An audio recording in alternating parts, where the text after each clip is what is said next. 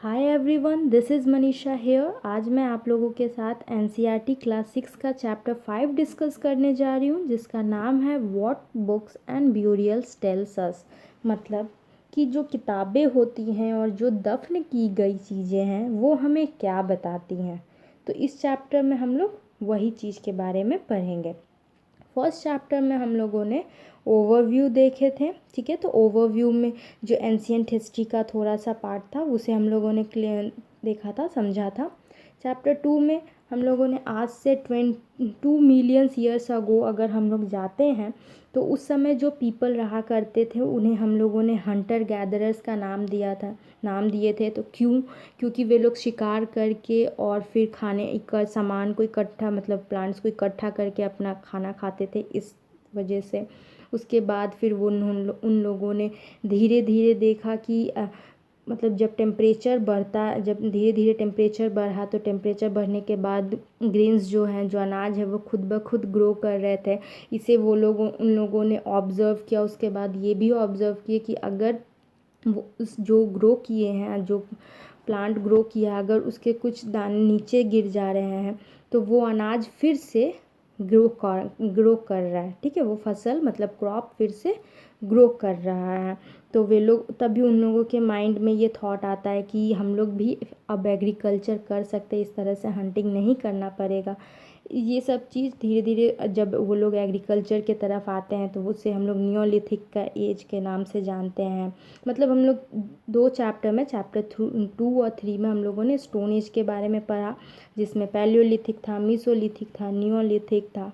Chapter फिर 4 में जो सबसे पुराना जो सिटी बना था, जिसे हम लोग हड़प्पन सिटी के नाम से जानते हैं, उसके बारे में हम लोग पढ़े कि उस समय ड्रेनेज सिस्टम क्या था, उस समय क्या मतलब उन लोगों का लाइफस्टाइल क्या था, कैसे रहते थे, किस चीज़ का यूज़ करते थे, ये सब कुछ हम लोग पढ़े।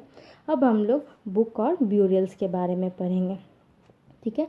तो फर्स्ट टॉपिक है one of the oldest book in the world. सबसे पुराना, मतलब आप लोग आई होप कि आप लोग वेद के नाम सुने होंगे। तो जो वेद है वो 4 तरह का है, ठीक है। तो ऋग्वेद, सामवेद, यजुर्वेद और अथर्ववेद, जिसमें से ऋग्वेद जो है वो बहुत सबसे पुराना है, जिसको कंपोज किया गया था 3500 ईयर्स अगो।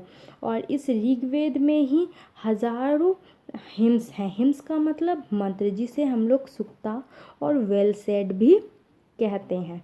और ये हिम्स प्रेस किए जाते थे भगवान के लिए, गॉड के लिए, ठीक है, प्रार्थना किया जाता था। जिसमें से 3 गॉड को सबसे इम्पोर्टेंट रखा गया। सबसे पहले में अग्नि, फिर सेकंड में आता है इंद्र और थर्ड में सोम। तो ये अग्नि जो थे वे गॉड ऑफ फायर थे, कहने का मतलब आग के देवता। इंद्र जो थे अ वॉरियर गॉड थे, यानी जो वॉरियर के गॉड थे, ठीक है। Soma a plant from which a special drink was prepared, मतलब कि ये एक तरह का प्लांट था जिससे स्पेशल ड्रिंक को प्रिपेयर्ड किया, जिससे स्पेशल ड्रिंक को बनाया जाता था। और ये जो हिम्स है वो कंपोस्ट किया जाता था ऋषियों द्वारा।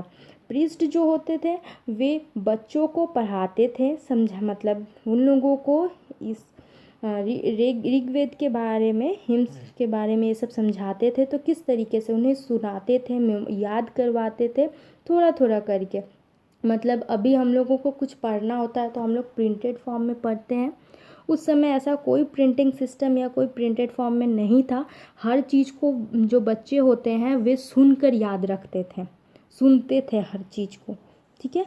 तो वही चीज़ बताया जा रहा है। Most of the hymns were composed, thought and learned by men. बहुत सारे हिम्स जो मंत्र है वो कंपोज्ड, पढ़ाया जाता है या याद किया जाता है पुरुषों द्वारा।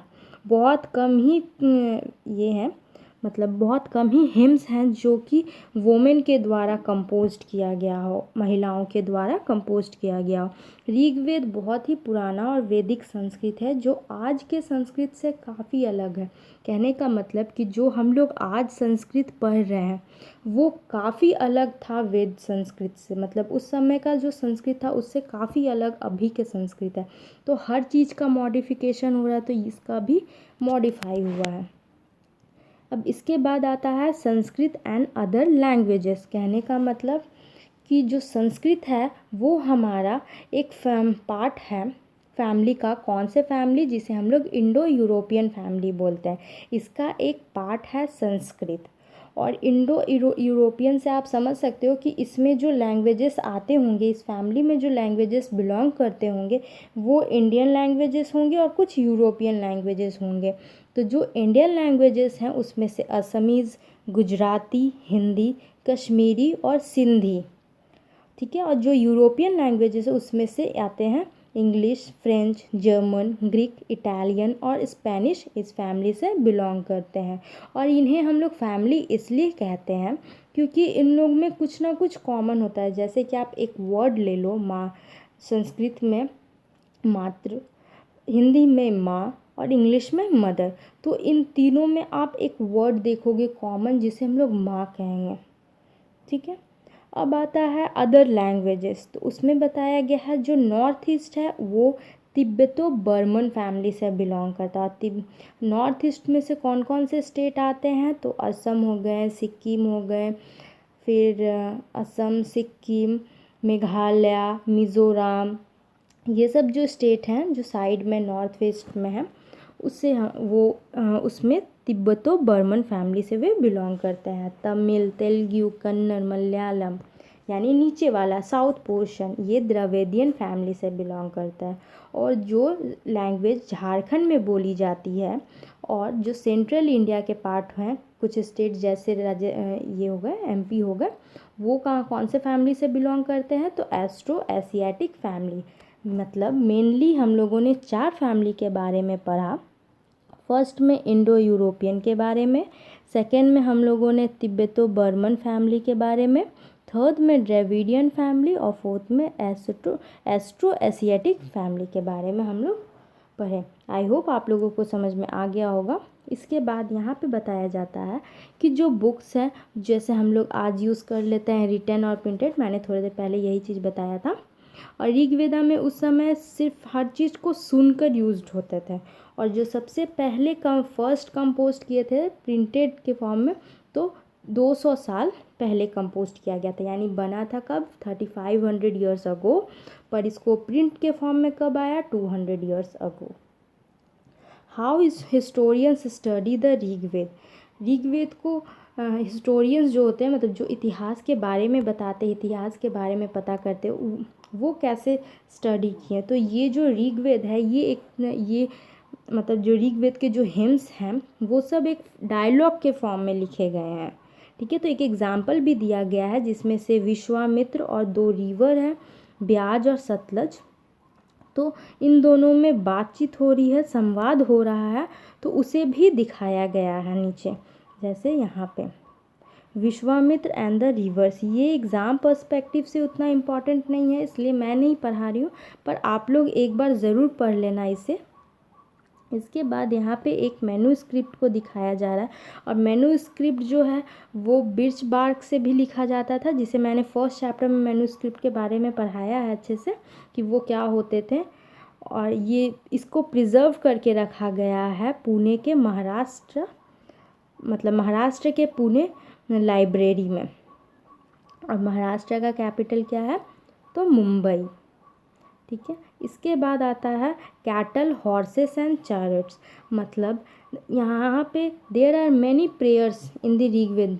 ऋग्वेद में बहुत सारे प्रेयर्स मिले हैं। किसके लिए? तो कैटल के लिए प्रेयर्स किए जाते थे, बच्चों के लिए प्रेयर्स किए जाते थे जिसमें से स्पेशली सन्स होते थे मतलब बेटा होता था, और हॉर्सेस के लिए, घोड़ों के लिए। Horses chariots horses were yoked to chariots that were used in battles। युद्ध में ये काम आते थे और इनसे कैप्चर किया जाता था कैटल्स को। तो मेनली इस वाले पैरा में यही बताया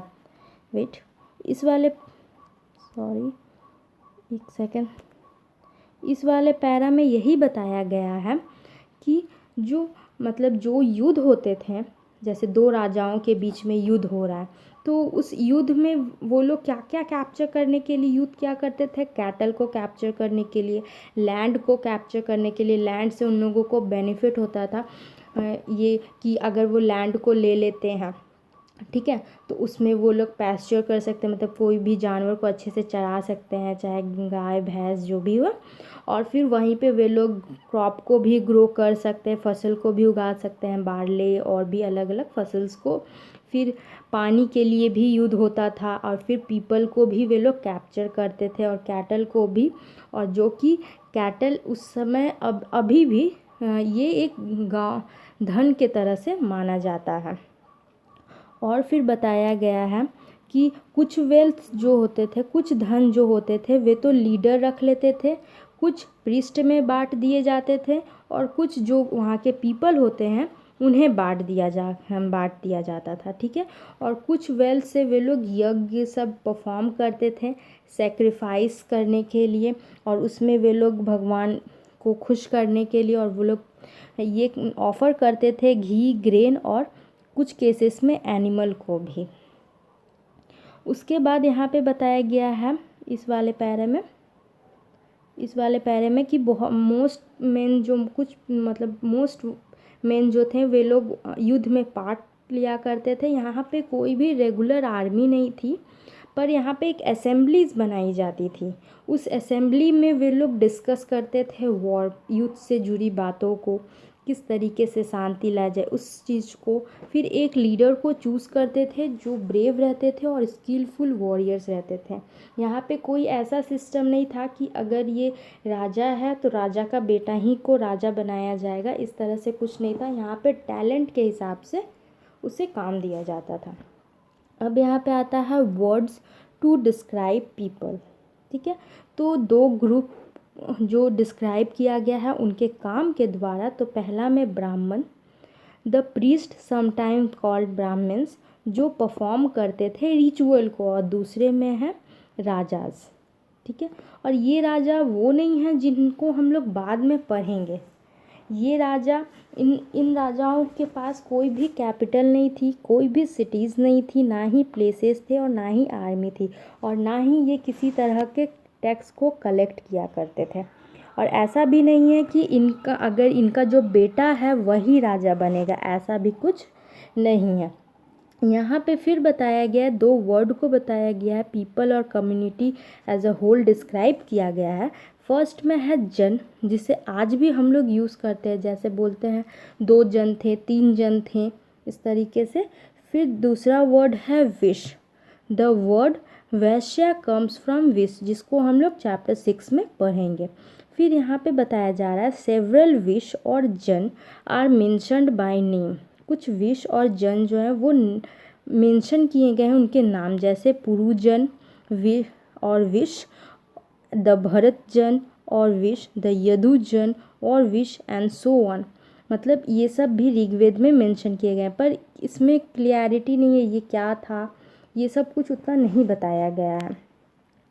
फिर आता है sometime the people who compose the hymns describe themselves as Arya's.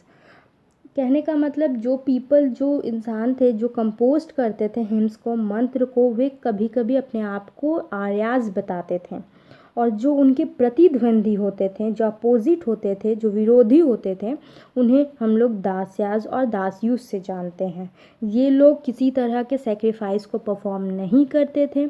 ये लोगों का अलग लैंग्वेज भी हुआ करता था, और बाद में, बहुत बाद में लेटर, ये जो दासा टर्म है इसका फेमिनिन एक हुआ जो दासी के नाम से जाना, और केम टू मीन, इसका मतलब होता है slave.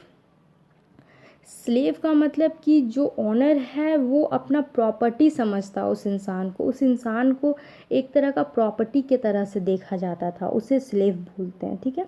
Slave are women and men who were often captured in war. Slave जो है वो पुरुष भी हो सकते हैं, महिलाएं भी हो सकती है जो वॉर में ये छीने जाते थे। ठीक है। तो अभी हम लोगों ने ऊपर पढ़ा कि पीपल को कैप्चर करने के लिए भी युद्ध होता था। तो जो कैप्चर करते थे पीपल को, मतलब जो पीपल जाते थे उन्हें हम लोग दासाज या दासियों के नाम से जानते थे। They were treated as the property of their owners who could make them do whatever work they wanted. कहने का मतलब कि जो ऑनर था वो उसको ट्रीट करता था अपने प्रॉपर्टी के तरीके से, अपने धन के तरीके से, और जो चाहता वो काम करवाता इससे। वाइल ऋग्वेद जो है वो कंपोज हो रहे थे नॉर्थ वेस्ट में, सब कॉन्टिनेंट। और नॉर्थ वेस्ट का मतलब जो ये वाला, जैसे कि ये जो साइड है इसे नॉर्थ वेस्ट कहते हैं। जैसे हिमाचल प्रदेश सब हो गया, हिमाचल प्रदेश जम्मू कश्मीर, फिर दिल्ली हरियाणा वाला साइड, ये सब हमारा नॉर्थ वेस्ट हो गया। तो यहाँ पे ये कंपोज्ड हो रहे थे ऋग्वेद। अब आता है topic silent sentinels, the story of the megaliths. तो इसे मैं नेक्स्ट वीडियो में कवर करूँगी। तब तक के लिए thank you so much for watching.